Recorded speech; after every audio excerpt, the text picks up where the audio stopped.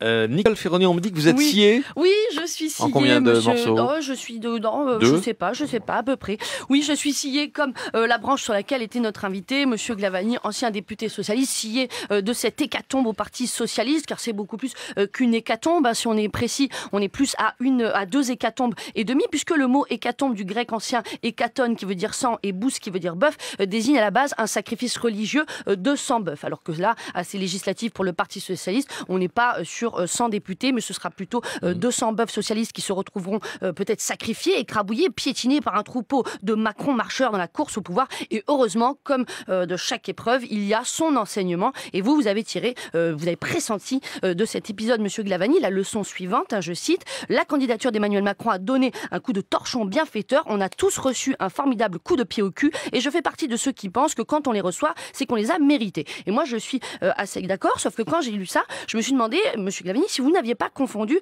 le cœur et le cul, puisque moi-même qui suis très portée sur la question du cœur, bien évidemment, vu que ma mère écoute, je sais qu'en cas de désamour, le coup de pied au cœur est plus porteur que le coup de pied au cul, que ce soit avec l'élu de notre cœur ou celui de notre circonscription. Le coup de pied au cul peut servir de libération dans le cas de colère ou de dispute, mais là, entre le Parti socialiste et ses électeurs, je me disais, on n'est plus dans qui sème le vent récolte la tempête, on est plutôt dans qui sème la déception récolte plus rien, ou alors peut-être 30 sièges plutôt que 280. Donc la preuve qu'un amour a été un peu tué. Or, il n'y a pas plus tue l'amour que la déception. La déception, c'est quelque chose de très profond. C'est pas juste refuser de donner sa confiance à l'autre et se la garder pour soi intacte en bandoulière. Non, la déception, c'est donner sa confiance à quelqu'un et voir ce même quelqu'un la prendre et la piétiner. Donc c'est une perte, un arrachement pour celui qui l'a donné, un arrachement du dedans par un arracheur dedans, par quelqu'un qui a fait un peu tromperie sur la marchandise. Et c'est vrai qu'il y avait quand même pas mal de tromperies. Je me disais notamment quand Madame Touraine appelle prime de revalorisation une augmentation d'1,50 € pour 10 heures de travail chez les infirmières de nuit,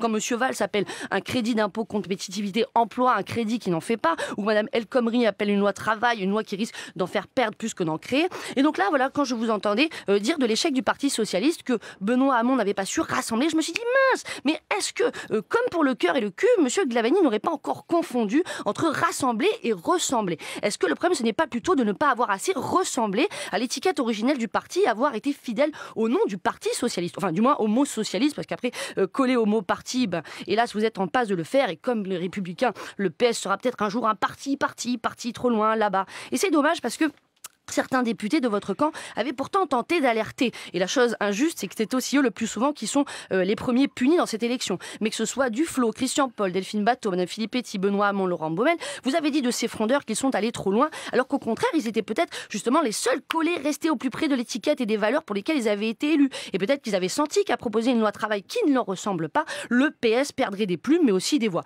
Alors ça, vous allez me dire, ah bon, notre loi de travail aurait pu nous faire perdre des voix au Parti socialiste, là où Monsieur Macron, avec une loi pire, lui, en récolte.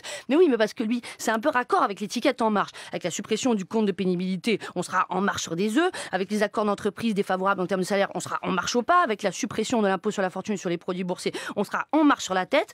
Et peut-être que quand les gens comprendront que par refonte du modèle social prévu par le ministère du Travail, il entend de le faire fondre vraiment, et bien peut-être là aussi, les macronistes décevront aussi, et aussi seront peut-être bientôt dégagés, balayés aussi vite que certains le sont en ce moment. Sauf que là, à ce moment-là, monsieur Glavany, vous aurez tous une longueur d'avance au PS par votre douloureuse expérience et vous pourrez enseigner aux autres ce que vous savez désormais. Quand un électeur confie un mandat, la première prudence, c'est de ne pas lui retourner une mandale. Nicole Ferroni qui clarifie les sujets les plus compliqués, comme chaque semaine, évidemment. Un dernier mot, si vous le souhaitez, Jean Glavany. Non, parce que là, il y a 10 ou 12 heures de débat sur, Oui. sur ce Alors, que vient de dire Nicole Ferroni. voilà, non, mais non. Et comme vous le savez, les électeurs m'ont privé de toute légitimité pour m'exprimer. Comme vous le savez, Augustin Trapenard fait barrage de son corps, donc ce sera non. Merci Jean Glavany d'être venu ce matin au beaucoup micro de m'avoir invité. de France Inter.